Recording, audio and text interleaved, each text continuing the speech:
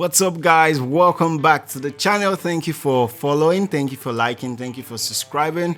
I'm sorry I didn't post any video last week. I'm still trying to get a bearing of how I want this page to look like, what kind of content I want to be sharing, because I have so much to give.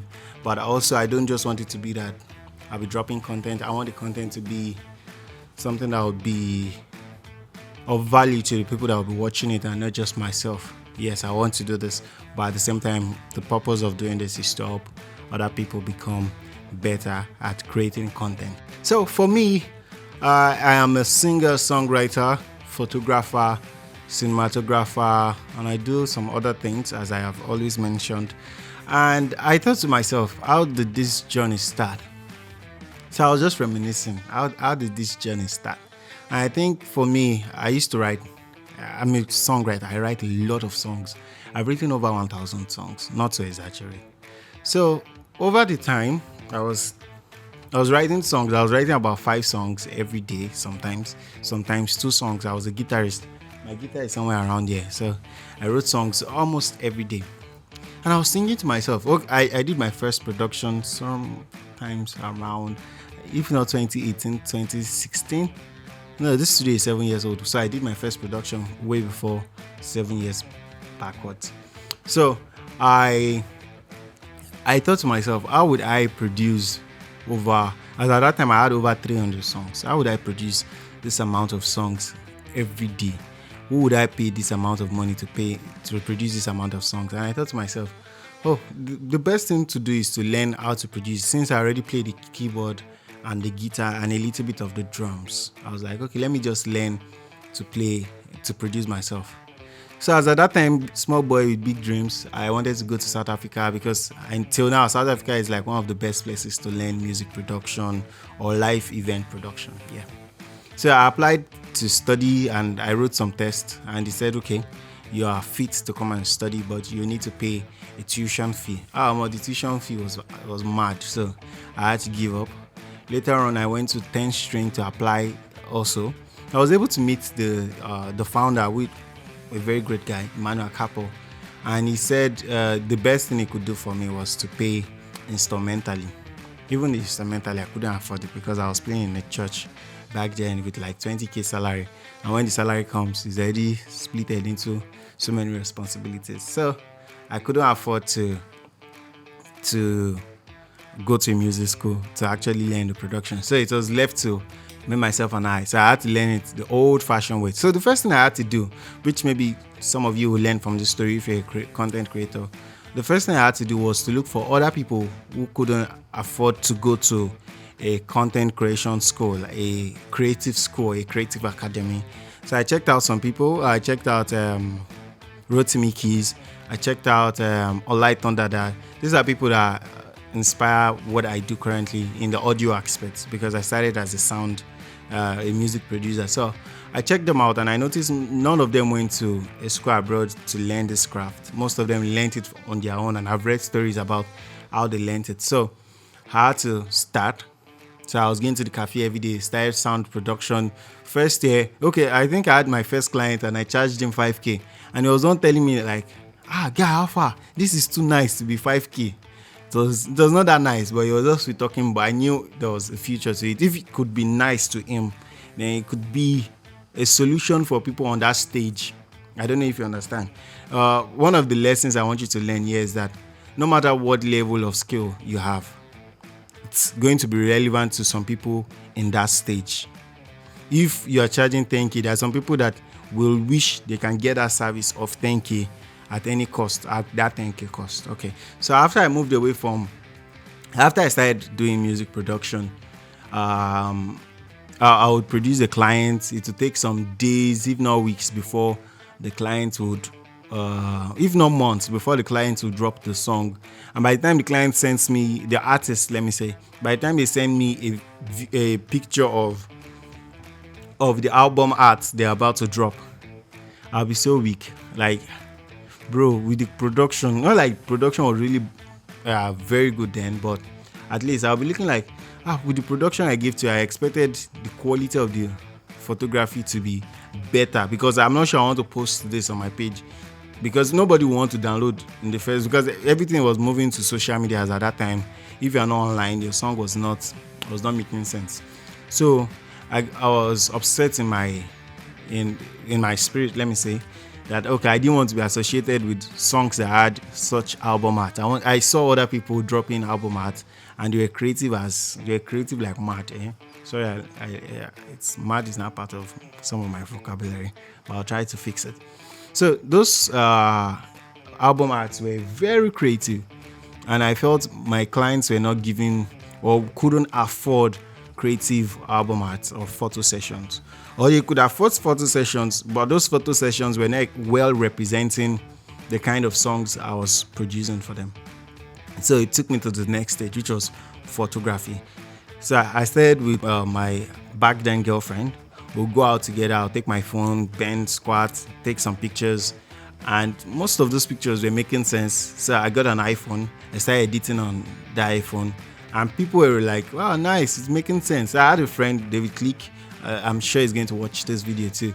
So it was like a video person. When I make a song, it will make the video. It will produce the video or direct video for the clients. So David Click was doing well for the video, but between the video and the pictures, because the video might take a while, so you have to drop the album art first or place the album art on digital stores and the rest. So between the video and the picture, the song and the video was a bad picture, and picture is branding. How you brand yourself is how people see you. So I wanted everybody to see my clients as more professional, well spent. They are spending money to get value. So after a while, I collected his camera. I'll still pay for that camera, David. So I collected David's camera, which he moved to another camera. So he was hoping to sell this camera, but David was enjoying some of my behind the scenes. So I told him, you know what? Let me play with this camera for a while. Now I'll pay you for the camera later. So David, you're not a big boy. You're shooting all the celebrities. Forget that money. I'm just kidding. So I started shooting with that camera. I think it was a EOS 500D Canon, and I started shooting with it. I learned about ISO on YouTube. I love YouTube. I learn everything from YouTube. YouTube is my most used app. So I learned everything from YouTube. I learned how to edit. I learned ISO, and slowly I was able to actually put together some nice pictures. And one of the things I learned from learning photography is I watched a motivational series, and one of the things the person said was, sometimes people don't patronize you because you're good. Sometimes they patronize you because other people are patronizing you. So the first thing I had to do for my photography, after I've learned it to an extent that I feel I should be able to snap a human being and they shouldn't be angry with the result, that they should at least, if you can't pay for a photo session and you get a free bad one, and you get a free one that is not like that professional, but it's still clean, you should appreciate it. So what I did was called in some of my friends. I called in so many people. If you're watching it, you know I called you in. Like, Alpha, come and snap picture for free, so I can get to snap people. I was snapping my girlfriend as at that time, that is not my wife.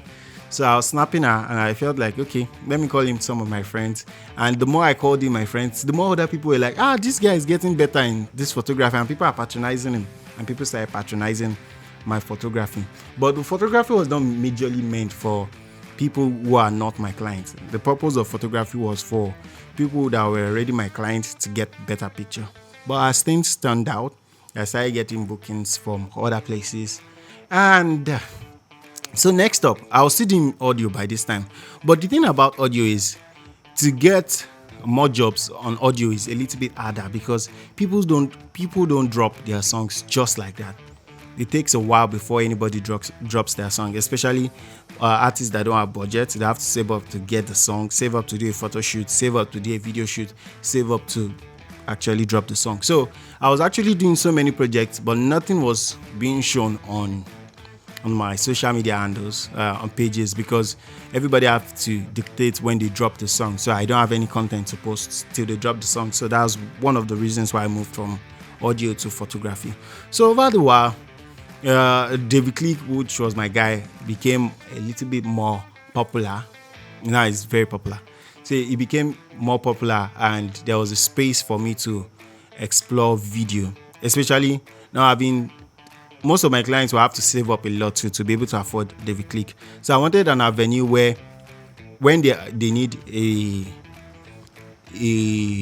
very big project, when they need to shoot big projects, they'll be able to afford them. And when they need to shoot something very fast, something to just help them, it's called viral video.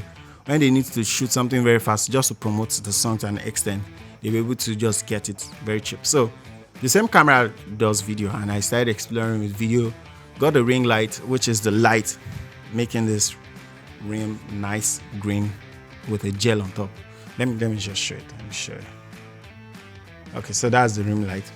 That's the ring light. So I got a ring light. I remember myself, my girlfriend, and Buddy, and some other people. We made our first softbox with cardboard. The softbox only survived one shoot, and that was the end of that softbox. So as not to make this story long, I'm still going to cover so many things. So I started photography, and photography was doing well. My clients were getting better pictures. Some of them didn't want better pictures. Some of them wanted old pictures. I snapped one woman. The picture was quite okay. I wish I could show the picture, but the woman's brand, which she doesn't have a brand that much.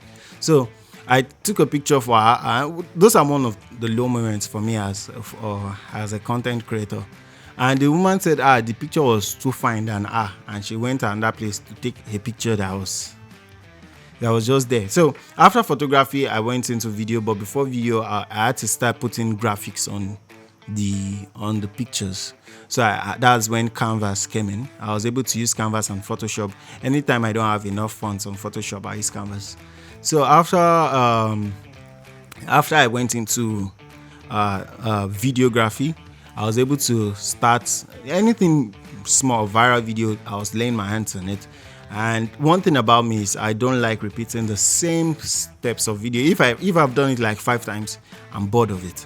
So also audio, I'm not bored of audio, but I don't want to reproduce the same genre of music, which I'm actually doing. It gets me annoyed sometimes, but we have to make money. So after a while, I was exploring with videos. I'll shoot one person's video facing one wall of my studio.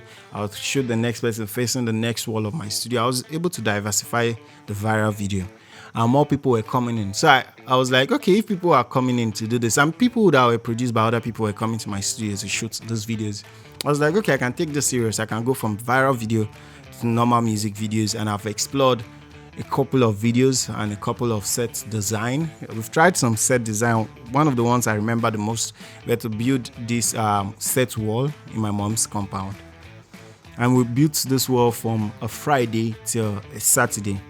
After about 4 hours, the wall would come down. Like the wall would crash because of the wind. I kept going and going and going, but I didn't want to give up. I spent a lot on it already. I spent almost like 60% of what I was paid for the video on that set design, and it kept crashing. I was like, this wall, you have to stand, and I was able to actually make the wall stand. So this has been my journey to. Oh yeah, I forgot to mention I'm also a live sound engineer, but that's the topic for another day. So this has been my journey as a content creator, as producing content for myself and producing content from other people. The one thing I've learned from this is from providing solutions for other people, you can actually create wealth. Yes. So the backbone of it was me trying to create a solution to a problem I had, and from that I would say that I have solved recording issues for so many people. Many people might not understand my style of music. Many people might have understood it.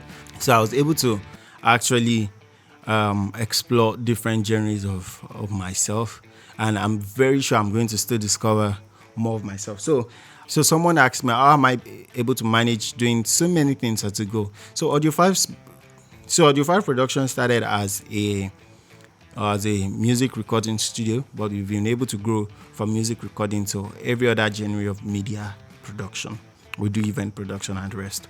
So the first thing I've come to notice about life is investing in people is more important than investing in gadgets. So when I knew I wanted to take this full time, the first thing I did was some of the young people around me that were supporting Anytime I had so many things, I had to bring them closer, teach them my craft to the extent where they were able to do it like me or better than me. So we had somebody that could handle sound, reinforcement, live sound engineering.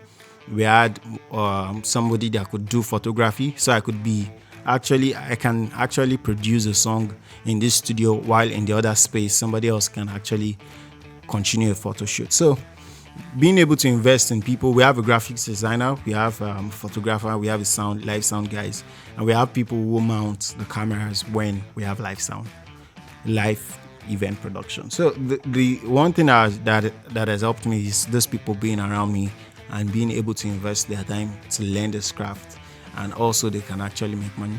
So this has been my journey into content creation, and I'm sure I can't wait for the next phase of this journey.